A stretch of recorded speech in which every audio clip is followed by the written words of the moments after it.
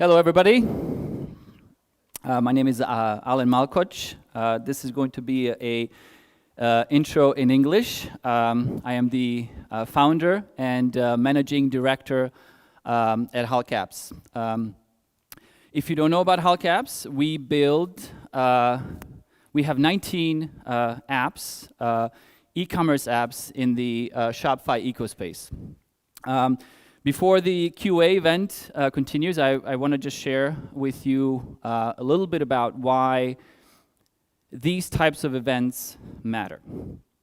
First of all, I really welcome all of you to our new home. I'm very proud of people like Marina, who have spent the last 6 months organizing the move, the build out, and so forth. We believe that this can be one of the special places, and the reason why we've built it this way, with a little bit of a stage and with the ability to host more people, is to really give back to these types of communities as well. So welcome to our new home. A little bit about me. I was born here in Travnik, long time ago. I was a refugee my entire life. And luckily, in America, I started to build websites, and that's how I got into the whole tech world. Over my 16 years of experience, I was able to build 5 startups, and luckily also sell 5 startups. With Hallcaps actually being one of them. About a year and a half ago, we were acquired by Shop Circle. And what I've learned over these 15, 16 years, and what I've really seen through the communities, the tech communities that I was part of, in Chicago, in India, and in Canada, is I've seen these communities evolve. Chicago, before 2008, wasn't really known for a tech hub.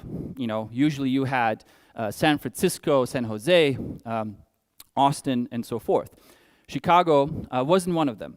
And one of the initiators of the Chicago tech community was a unicorn called Groupon. And Groupon became one of the first unicorns in Chicago. And if you're not familiar with the term unicorn, it's basically $1 billion valuation of a tech company. And with that, the community started to grow. More amazing startups started to pop up, and more unicorns started to pop up in Chicago.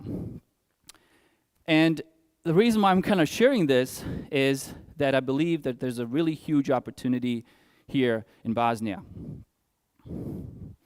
About 3 years ago, I decided to move back with my wife and daughter. Funnily enough, it was mostly for personal reasons. You know, the unstable political situation in America, along with a lot of other reasons, we decided to move back. And this is something that I share with every single person that joins this organization. Felt home, and this is really a move that I do not regret coming here. I'm also amazed by how many people I've met that have come back to Bosnia. People that work here, again, I use people like Marina, Maida, Anya, that are part of our team that have decided to come back and put their foundation here. And I started to meet some amazing people. I started to meet people, and I really realized that there's so much talent in this community. There's so many people that want a chance to succeed and be part of something bigger. And as I started to meet these people, I decided to open up the Bosnia branch of Hallcaps. And within about 2 years, we grew this team to about 140 people today. 140 amazing people.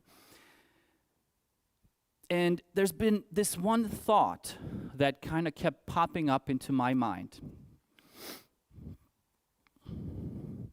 That Bosnia needs unicorns. And coming back, understanding the political situation, understanding the economical situation of Bosnia, understanding the talent that exists, the desire that exists, this stuck in my head. And it's been 3 years. And I believe that this is something that I'm personally, and I've shared this again with my team and sharing this with you today, you know, one of my missions is to hopefully either create, start, or really inspire the next unicorn and really inspire the community to focus on these types of opportunities. I'm sure you guys all know these unicorns. I'm not sure if you knew that some of these are unicorns. And when you really kind of compare about these four, and these were just random, by the way, there's over 1,000 unicorns. I think last year there's about 70 unicorns in the world. The closest unicorn to Bosnia is really Infobip, which is Croatian-based. Rimac is another one, also from Croatia. I don't know how many of you know that Cloudflare is a publicly listed company. Did you guys know that Cloudflare is valued the same amount as Bosnia's GDP? MongoDB is a publicly listed company. MongoDB is valued as the same as Bosnia's GDP. Airtable and Grammarly I'm sure many of us use here. These two unlisted companies are valued the size of Bosnia's GDP. So imagine what one unicorn could do to this country. Imagine what this community can inspire and so forth. And this is where, again, I'm really excited to host you. This is why we really believe in these types of events, because we believe that these types of events, these types of groups, have a big impact. It isn't just about learning about the latest technology that my colleagues will share with you. It's about something bigger. And again, I hope this will inspire you a little bit about the impact of these communities, the impact that all the different things we're going to hopefully do in this space as well. One of the things that we're going to hopefully contribute this year is we're going to introduce these dev talks. So we will have these series of events, and we're going to organize this with others as well, to just, again, inspire, engage a new way of sharing all the knowledge that we have, the knowledge that, frankly, all of us can contribute to. So these dev talks will be things like knowledge sharing sessions, there'll be Q&As, AMAs, even hackathons. And this is one of the contributions we hope to give to this Sarajevo community. Before I let you go on to the rest of the event, I do want to share with you why the name Hull Caps. And I share this with every single person that joins our organization because I believe that it is important. Before Hull Caps, I had a company called Lumia Agency. This was in Chicago. I was lucky enough, again, and I worked certainly hard enough too, to sell this company. When I sold the company, and we were a Shopify Plus agency, we worked with some really amazing brands. We worked with Condé Nast, Anheuser-Busch, and so forth. So we basically were primarily focused on migrating people to Shopify, enhancing their e-commerce experience and so forth. And as part of, doing these types of projects, I had a desire to build these apps. And I asked myself a simple question. I said, hey, we're building all these websites, and we go into the App Store to download other people's apps. Why don't we just build our own apps? And the CEO that acquired us disagreed. He disagreed. He said, "Oh, don't worry about the small money. Focus on the big projects, big money, and so forth." But to me, It's something that I was passionate about, that I really believed in as well. Along with that, there was also some other differences of how we should treat people and so forth. And I really started to build up this rage inside of me. As part of this acquisition, I signed a 3-year agreement, but I barely lasted 1 year. I ended up paying him to get out of my contract, and the next day, I just registered the domain Hulk Apps.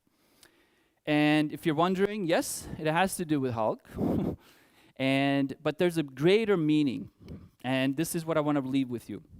This greater meaning is that all of us have this rage inside of us, and this rage is what inspires action, what inspires progress. So when I left, 6 years later, I ended up building those apps. I ended up building 19 of them. I ended up selling that entire business.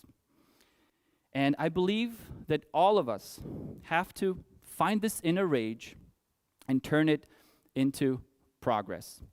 Enjoy the rest of your show. Bye.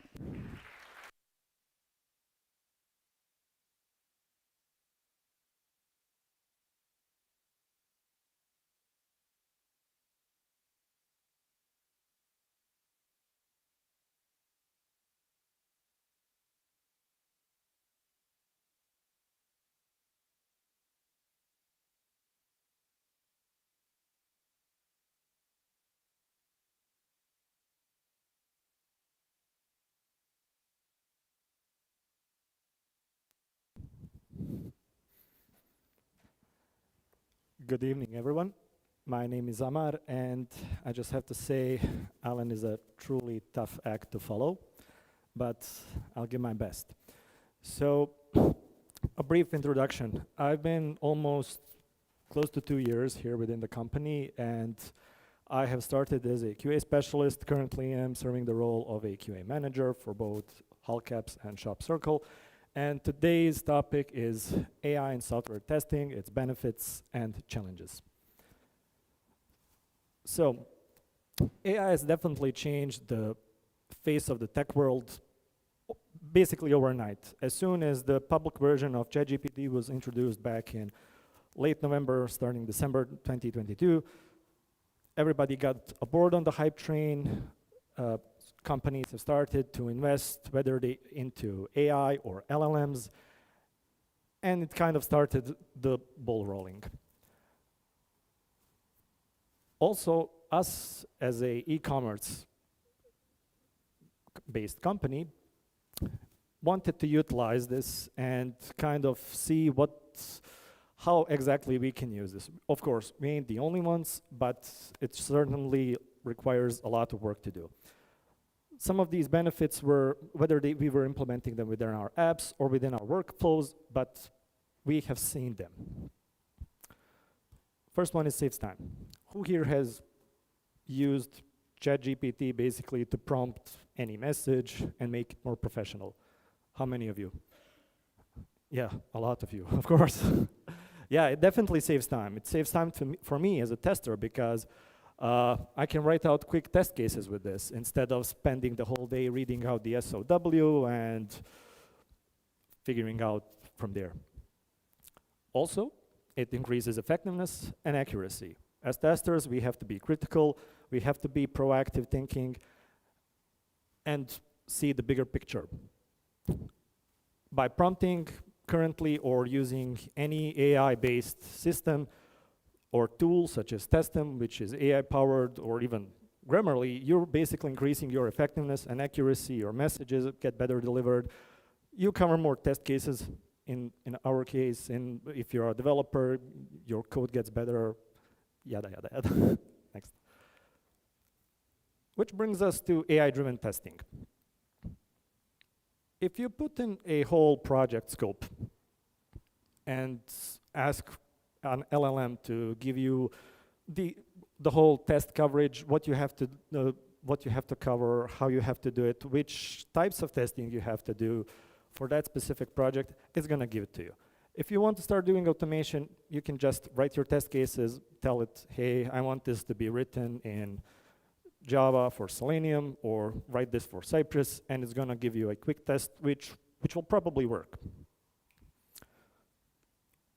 But is it worth it?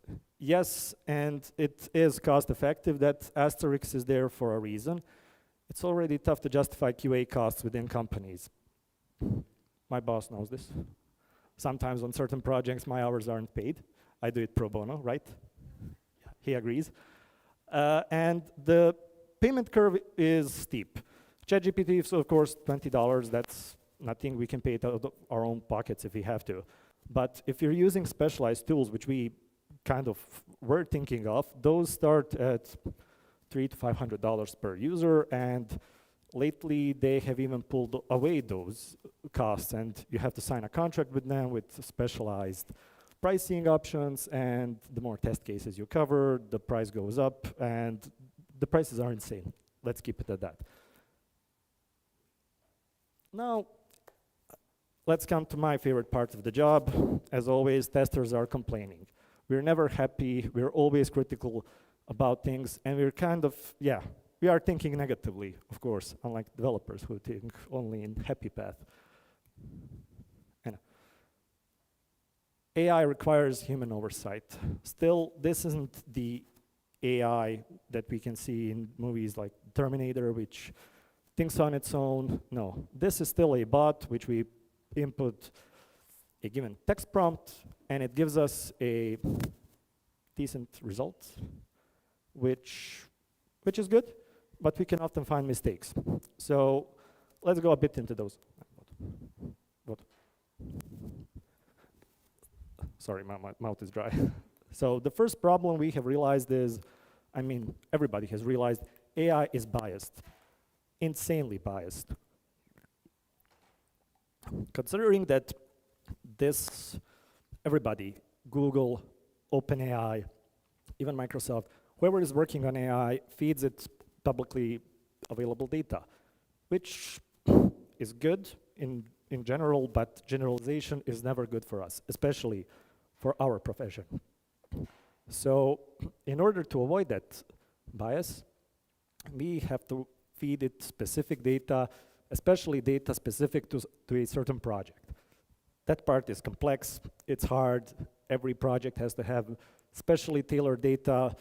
We go back to the cost, yeah, it's bad. It does create benefits sometimes. Like, as I mentioned, it can write me test cases. Sorry, I'm out of breath. Hang on, sorry. Okay. Ena, vracim nazad, please. Hvala, još.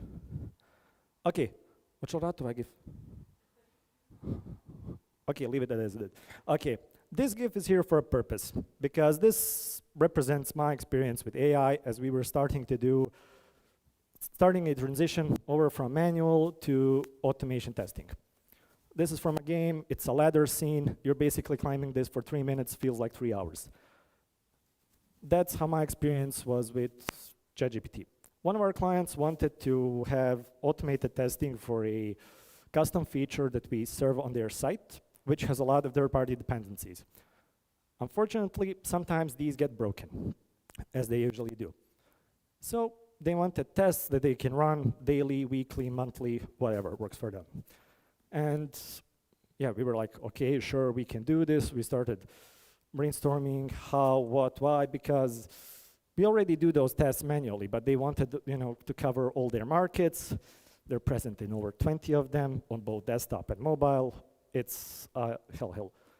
So we basically put those test cases in ChatGPT, told it to, hey, write this in Cypress. It gave us a brief outline which worked for like the first 3 steps out of 50, then it broke. Then we have to go back, fix the next step, retest it, and the process was pretty much back and forth. Until almost at the end, when we were like, oh, finally, we're gonna be finished with this, we kind of got an error. So how do we fix an error? We put it back into ChatGPT. It gives us a solution. We change the code around, start it again. It gets fixed, but it gets broken at the same line, but this time the issue is different. How do I fix it? Go back to ChatGPT. ChatGPT basically just reverts me back to the first problem. And that's where I spent 4 hours Googling on fringe forums for Cyprus and how to fix this exact issue.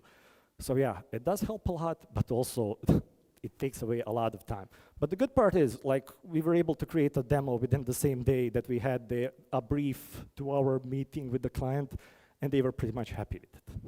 And this next point is ethical considerations.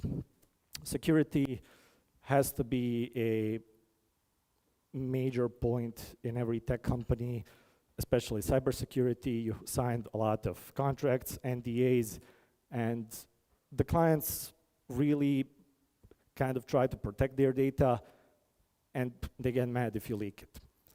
How are we utilizing AI systems? We have sometimes open source machine learning algorithms, which we are feeding with internal client data. If we want to do a code debug, we just put it in it and say, hey, what's wrong with this? Or hey, write me unit tests for this. Or hey, write me, how do I do a regression test for this code? Or explain me this code. We're technically feeding confidential data to a machine learning algorithm. We don't know how it's gonna use it or how it processes it unless it's stated otherwise within the terms of service. And yeah, as you can see, all of those systems are fed with generalized data scraped over from the internet.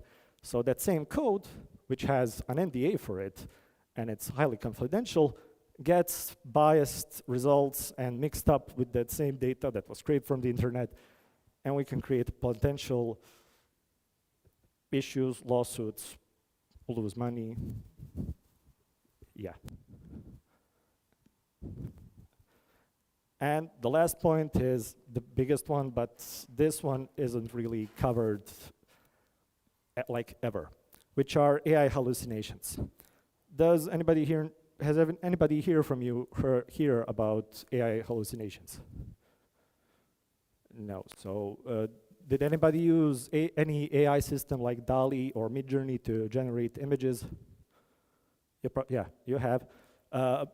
Was there ever any artifacts, for instance, when you create complex images, such as humans, where their face is skewed, eyes messed up, additional fingers, limbs? Yeah, that's a basic example of an AI hallucination.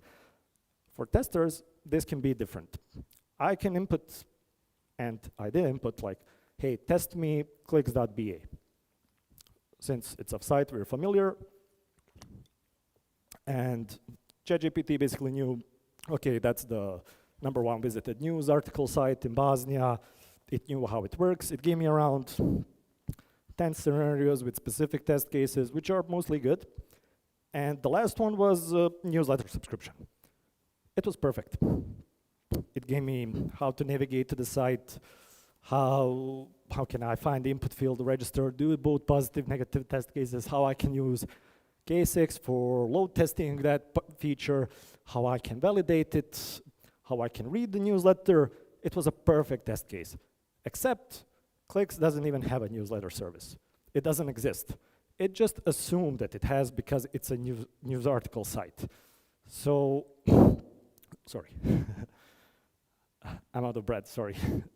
So these AI hallucinations are really often present in test cases, and we have to be specific. And that's where we come to the first part about all of these disadvantages is we have to have a human there to keep it in check pretty much all the time. Because even if you use it for something else, like studying citations, it's gonna make up articles, it's gonna give you data that's presentable, but it's totally not true, unless it's been trained otherwise. Thank you, that's it.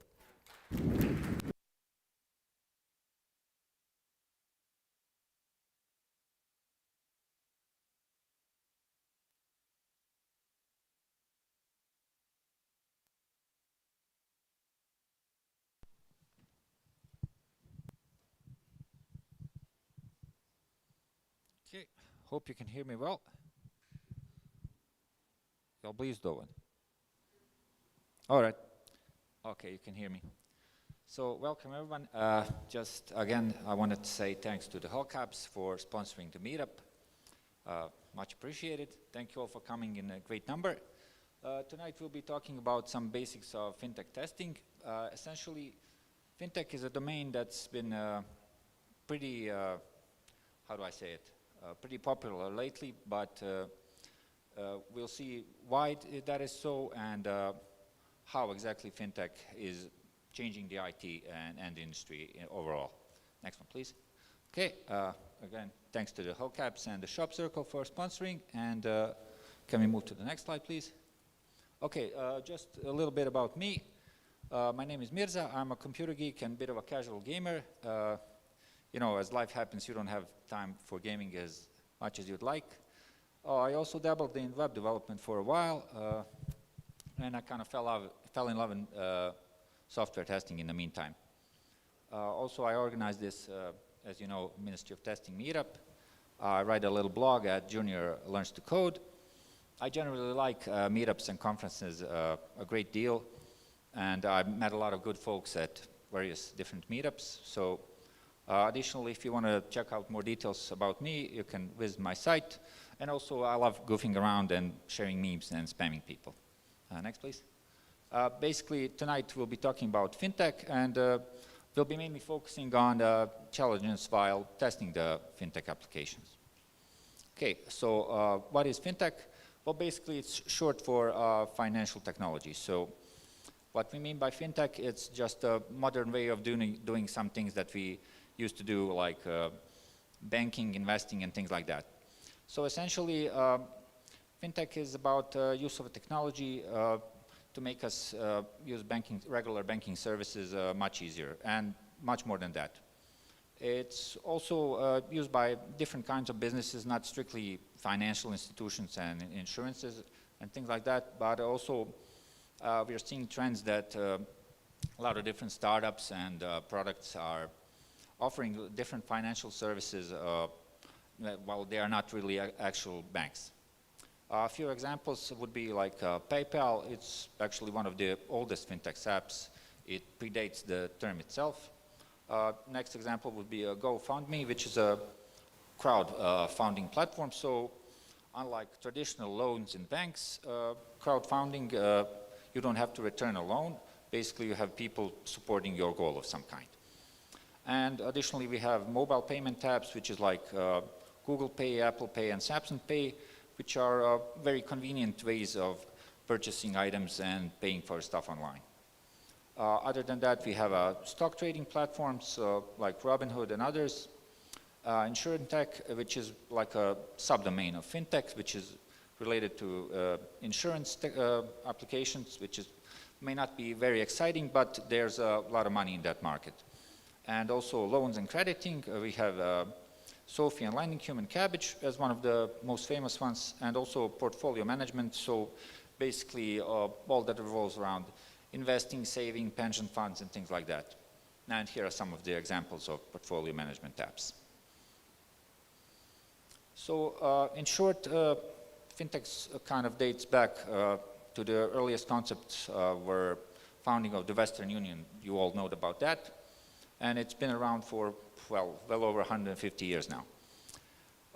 And also with the emergence of computers and a little bit later internet, the electronic banking, like the credit cards that we know today, they emerged in the 1970s. And after that, we had the ATMs, you know, to pick up your cash, which also kind of revolutionized banking and sort of set like a, how do you call it, prerequisites for online FinTech. So we have the rise of online banking starting in the 90s with a wider adoption of the worldwide internet.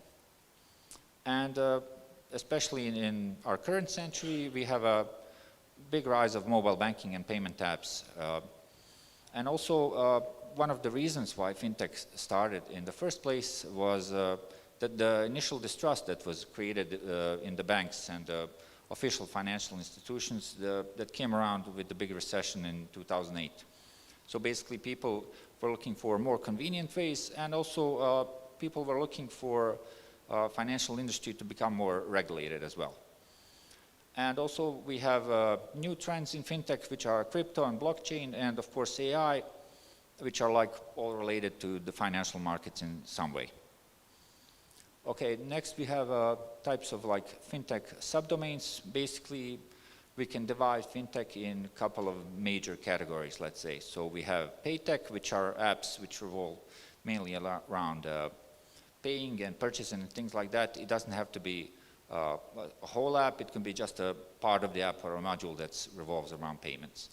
Next we have regtech, which revolves basically around regulations in the fintech industry. As you probably know, the banking domain is heavily regulated, so we have often special fintech, like a subdomain that handles that part. Also we have lendtech, which is sort of revolutionary in the sense that unlike traditional loans, these can be without interest. They can be loans that you might not have to return fully, or apps that let you purchase stuff without heavy money and pay them later as you go. And of course we have bank tech, which is traditional banks trying to catch up with the pace of technology. Basically, for us customers, this means that, for example, mobile banking apps are becoming more and more convenient to use. So for a lot of things, we don't have to go to our bank. We can do it from our phone. And we also have insurtech, which is revolving around different types of insurances. And lastly, we have wealthtech, which is around investment and managing your portfolio and investing money. Okay. So regarding challenges in fintech, what's specific about this domain is that it requires a lot of domain knowledge because it's very specific, and due to heavy legal regulations, often we need to be or to become sort of a subject matter expert when testing these kind of applications. And also testers working on fintech products need to basically stay updated on industry trends and evolving regulations. And additionally, we have an issue with the complexity of test data. So we can't just use any dummy data to test our fintech app because data issues are very specific there. And we have to use data that's at least somewhat realistic and corresponds to the actual customer data. And also we need to have in mind the impact of regulations. So a lot of fintech apps, we won't be able to test them as easily as regular apps. Sometimes we have to use VPNs to simulate certain locations and things like that. And of course, there's also a greater emphasis on security in fintech. And also there's a big need for observability and monitoring, which is in QA world called shift-right approach generally. Basically what that means is that if we have a financial application and there are some money involved, there are transactions coming in and out, we basically want to be monitoring what's going on in production because it's very sensitive. We could get sued if something is wrong and stuff like that. So basically we need to have extensive logging in more detail than for, let's say, some entertainment kind of app. Okay, next is challenges of migrating projects. So basically, in your career, you'll often have a situation where you're on a project that uses some legacy technology and you want to migrate to newer technologies. In fintech, this is maybe additionally complicated because a lot of banking systems use very old technologies. For example, banking still heavily uses the SOAP protocol, while everybody else uses more or less REST or GraphQL pretty much. Also, there are unique challenges when testing mobile apps, precisely because of this security aspect, and as we have what we call device fragmentation in mobile space. Basically, we have a huge variety of different mobile phones, operating systems and such, which are different in performance, hardware and things like that. So ensuring that our app is compatible with all of these takes a lot of time. That's why it's important to be aware of your market so you can make some estimates on which devices should you test more. And also in fintech, we sometimes need more formalized test approaches. You know, we would have to write more extensive documentation, have very detailed test plans that we would often need to have formal sign-offs, and we rarely can avoid writing test cases because we need them often as a legal proof that we perform testing. And also, next big challenge is the hybrid nature of FinTech testing. So basically, testing in FinTech is not really purely agile or waterfall, but because it can be slowed down by these compliances to different regulations, it can be kind of a mix between agile and waterfall, where you have like fixed releases happening every couple of months or so. Okay, next one, please. So let's see what kind of testing can be done in FinTech, and we do different kinds. First one is the compliance. So we have to make sure that we meet all the legal requirements for our app, because we can't just publish it like that, especially if it's something revolving finances. This includes compliance for data privacy laws, so we have to make sure that customer data is safe and stored securely. Also, we have to be compliant with different regulations for anti-money laundering, finances of criminal and things like that, so we don't get into legal trouble. Also, FinTech security testing is pretty much mandatory in FinTech, because we are dealing with sensitive data and financial data.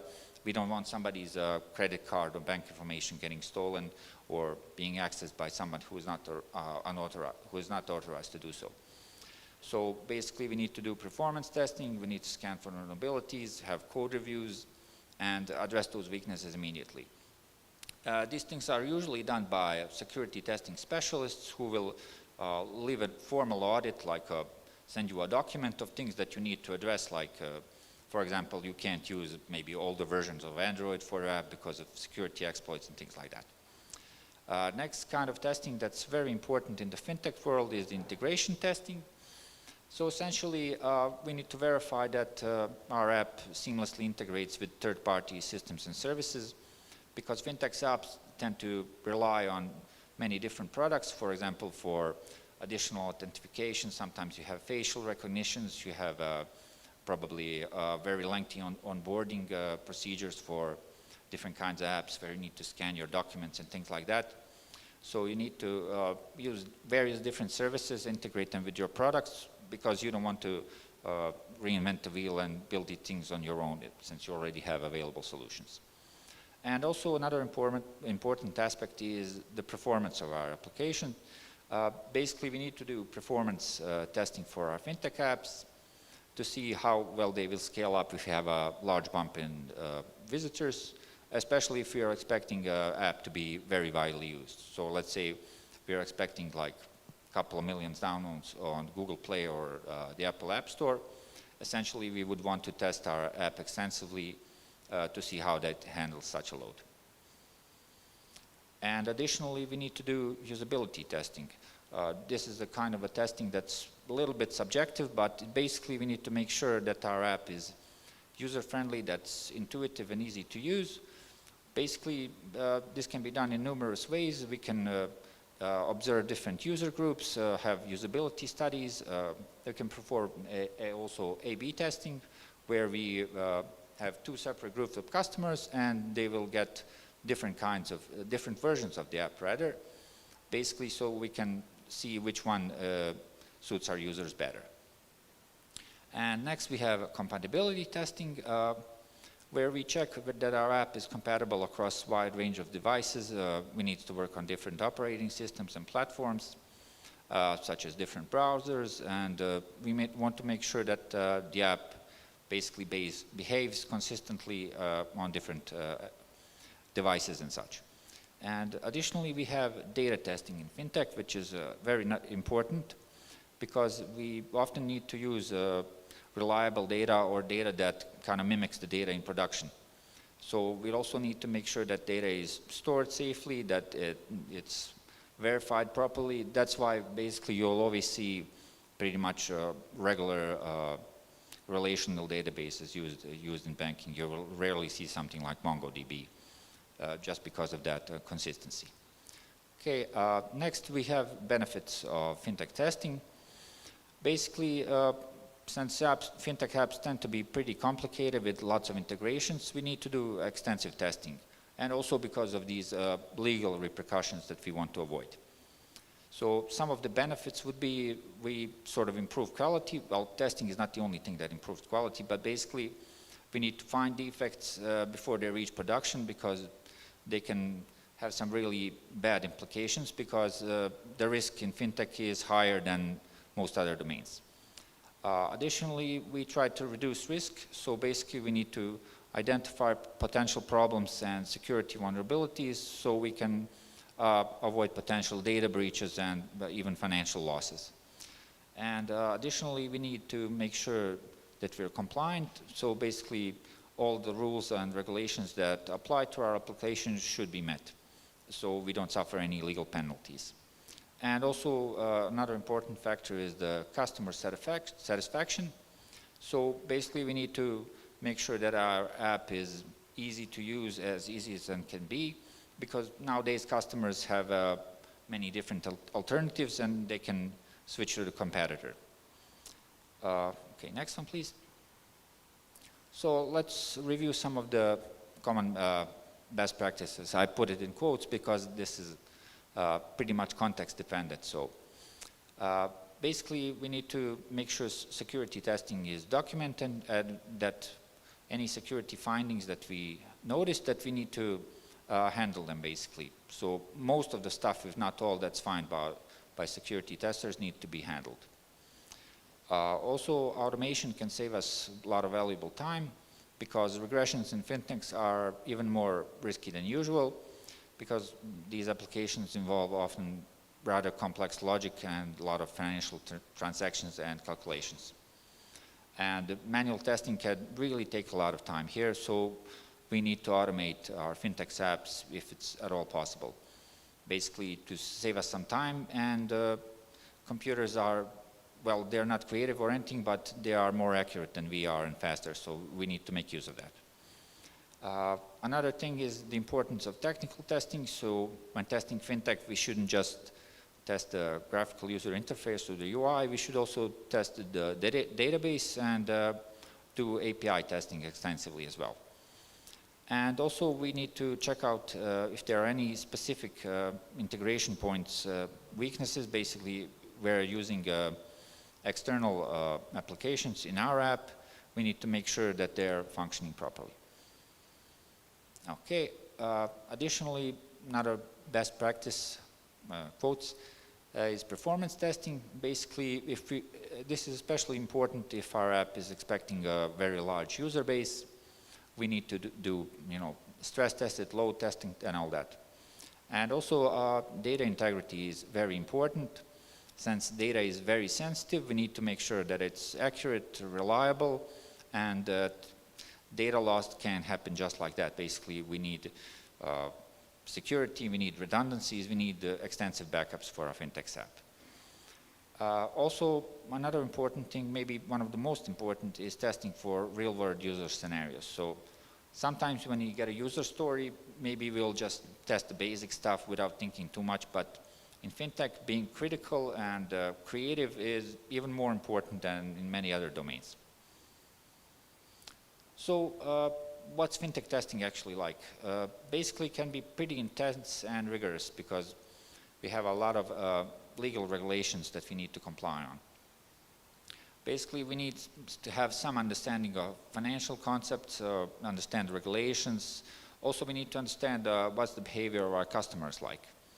And defects that are discovered by customer need to be addressed really very quickly and fixed, so our businesses don't lose money.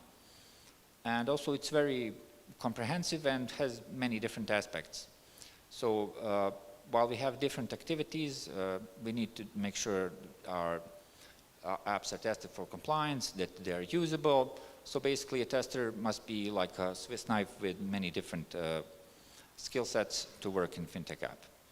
And also, the testing should be data-driven, so we need realistic data, like I mentioned earlier, and also focused on risks. So basically, whenever we are testing, we can't really test everything, so we need to think about risks and make compromises and test the more risky stuff more extensively. Pardon me. So FinTech is pretty fast-paced and it's constantly evolving. It's a relatively new industry, but it has been changing a lot. So basically, to keep up with FinTech, if you want to specialize that particular domain, you need to keep up with the industry trends and make sure you're up to date with everything. Also, since it's pretty complex and it requires a lot of specific knowledge, collaboration is even more important than working together with your team. So in FinTech, you will rarely have like I don't know, some cowboy consultants who knows everything. Basically, each person will be specialized in one part, and they will often have to collaborate together a great deal. All in all, FinTech is very challenging and can be rewarding. Generally, salaries in this field, since it's pretty demanding, are somewhat higher than average. And testers can make a pretty good living if they decide to specialize in this particular domain. So if you want to find out more about FinTech, here are a couple of blogs like FinTech Archives, Finovate, Chris Skinner, TechCrunch has like a sub-blog on FinTech, and also Bank Automation News, to name a few that I really liked. There are also courses on Udemy, like from this Global FinTech Academia, that make different courses about this topic. And also this is a very good YouTube channel that I found, which is my personal recommendation. There's a fellow called Jeremy Kwano.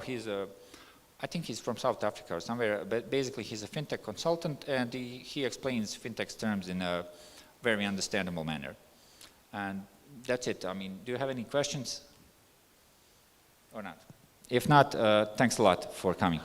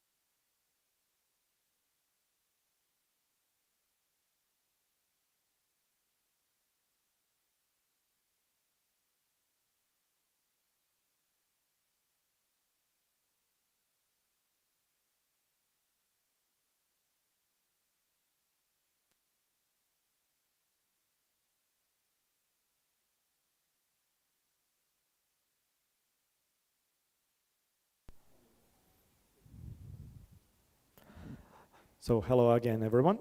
This is the second part of our AI and testing presentation. It's been envisioned as a panel discussion between all of us, and also this is also an opportunity for all of you to ask any potential questions. If you have one, just raise your hand and the floor is yours. So first I want to introduce Edin, who is a senior QA engineer at Endava. My dear colleague Admir Shaheta, who is a mobile software engineer, and you have already met Mirza. So Mirza, you want to be the first one? Oh, sure, why not? So since you are a QA consultant, what types of testing tasks do you think AI is best suited for, and at this very moment, and which are still better left to real human testers? Okay, well, there are plenty types of testing which AI can be used for. Basically, we can use it to generate test data for us. It can be used also, I think, in automation is a good candidate. And basically anything which is predictable and requires speed and precision, AI can be better than humans. But any type of testing which has to involve with some decision making, or where you have to get creative or critical, AI is still not really good at that. Maybe it never will be, we don't know. So it's best to leave it to humans to test for accessibility, for user experience and things like that. Yeah, that is also one of the things we have noticed, that it's kind of good for regression and performance testing, but it's really bad for exploratory testing, since it lacks that whole experience that usually a tester has. And you can't trust it blindly. You have to actually review it and kind of control what it gives you to make sure it's accurate, because it doesn't get things right. Because we still don't have any that's specially trained for QAs. Edin, what are your thoughts on the role of machine learning in test automation and test generation? Okay, so if we use machine learning, we can significantly enhance all the aspects of test automation process, like requirements analysis, test case generation. We can automate the process of test case generation, also execution, bug reporting and creation of test reports. And it's also important to emphasize, when we are talking about test automation, it's not about coding automation tests, it's also about continuous integration and delivery using tools such as Jenkins, GitLab, or TeamCity. And it's not only about if our pipeline will pass or fail, it's more about data, which data model will be better. Yeah, that is an excellent example that you have mentioned, since both using CI/CD pipelines and test generation, which kind of brings me to a question for Admir. How can the integration and evolution of specialized systems revolutionize the landscape of transaction and knowledge and data engineering, also fostering innovation, efficiency, and security in an increasingly interconnected and data-driven world? What is your opinion as a software engineer? Yeah, well, as a software engineer, I started following the entire AI trend once it began, and at first AI wasn't that trained, so as a developer you couldn't actually quite opinionate yourself on it and on its opinions, right? I used it mostly for types and statically generated stuff, boilerplating I didn't want to do, but currently and in the future I see it expanding into innovation. Since the term of fine-tuning happened, we can see potential in fine-tuning AI models into, let's say, specific branches like medicine or finance, and it can also lead to enhancements inside of our daily lives, and not even just developers but testers as well. Imagine like AI doing a part of your work which could take you much more time, and the humans focusing on much bigger size. And there is also the thing of security, where, let's say, like in FinTech testing, AI can be eventually used to produce much more complex algorithms for encryption, decryption, and stuff like that, where the end programmer or tester can kind of lift off their feet for just a bit. So in the end, I think while the entire AI trend is happening, right now it's quite still young, and once we start fine-tuning our models quite a bit more, we will end up with a lot of benefits in the end, since if we take into consideration like the ChatGPT assistance models, where you can fine-tune them, I think in the end we will complete kind of a symbiosis between AI and software development and testing.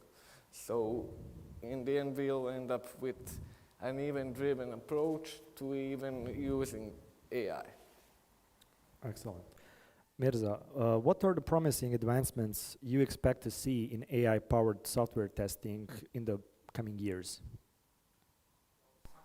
Been pretty excited about is like AI generating different test ideas and test combinations for yourself and executing those tests pretty rapidly. I know this Postman has a new feature called PostBot, which you can kind of prompt and talk to it to generate basically API tests for you.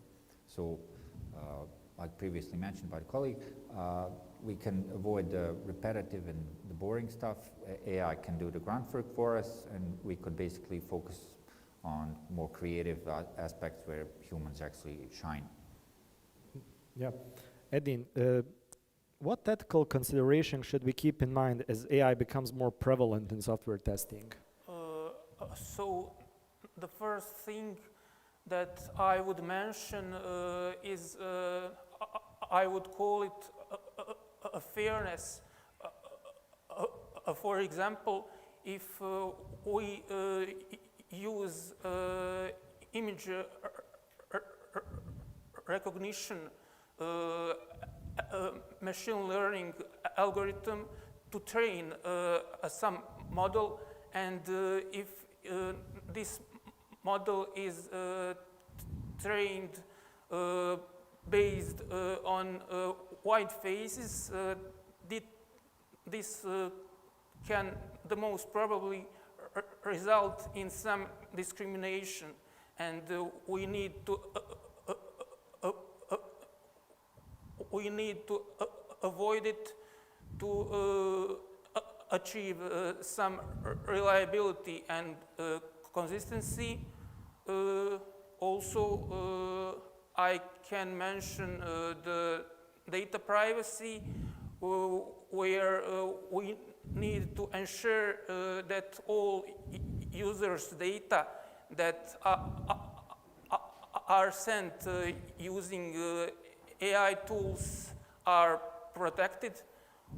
Also, transparency is a very important thing, where users must be aware how AI tools that they use are working, and also reliability is a very important thing, because especially in a software engineering and a software development, we use tools like ChatGPT very often, and in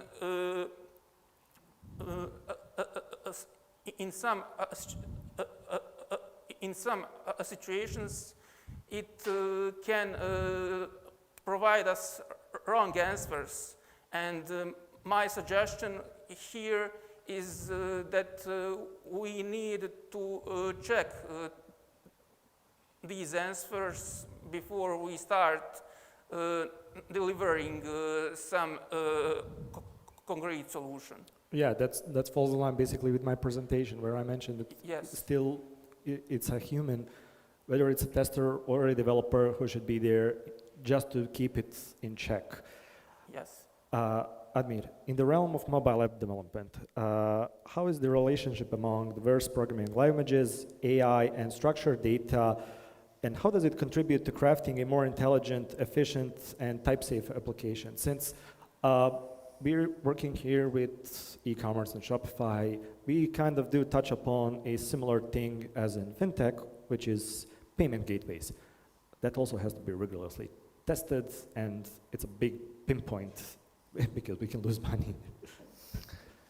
Well, yeah, coming from a mobile perspective, right, programming language which are used in mobile development are more or less quite type safe, and if we take into consideration, let's say Swift or Kotlin, which are used for native mobile development, they tend to be quite hard for beginners, and they tend to be quite boring to work with, let's say, JSON data or REST API data, since you do have kind of to make models for everything.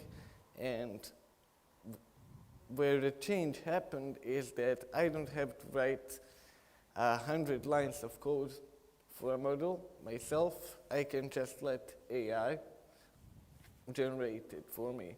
And in the terms of AI, where it changed mobile development completely is, let's say, when Apple introduced their ML kit last year, it has a special feature where automation testing is done automatically through Xcode, and also UI testing. So after you complete your application and before you submit it to the App Store, you can go through a process where the general Apple's ML kit, which is powered by their LLM, goes through your application and does both UI testing and also automation testing to see if anything will break or if you'll get memory leaks, so on. And it also points you to the inter-memory leaks. So structured data is and has always been a part of really good and type-safe applications. And if we end up feeding LLMs structured data, I think we can enhance not just mobile development, but development in general, since structured data will lead to more endeavors, and the LLM itself will know more about our code, which tends to be quite good if we don't share any critical data like API keys and stuff you mentioned.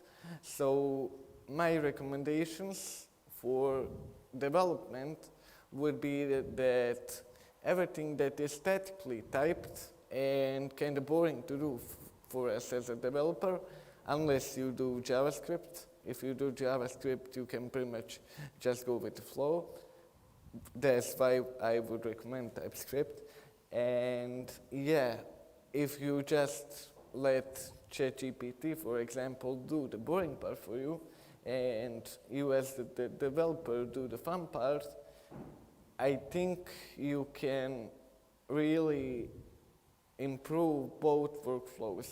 For me, for you guys as testers, since I can provide you with already UI tests and automation tests, and you can kind of just go over them once more to confirm. You don't have to do so many QA rounds, and that would lead to a symbiosis of AI and mobile development in general.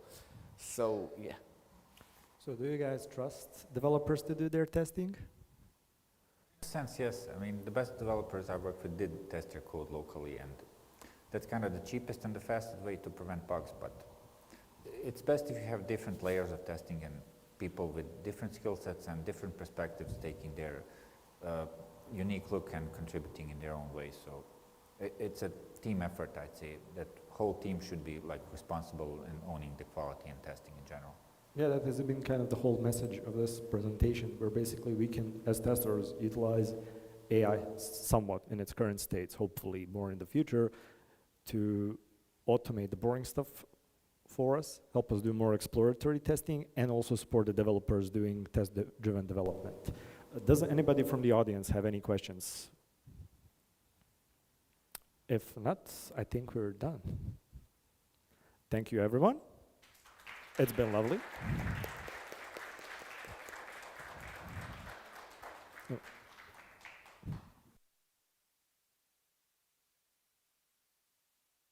Yeah, you can enjoy the drinks and grab stickers and yeah.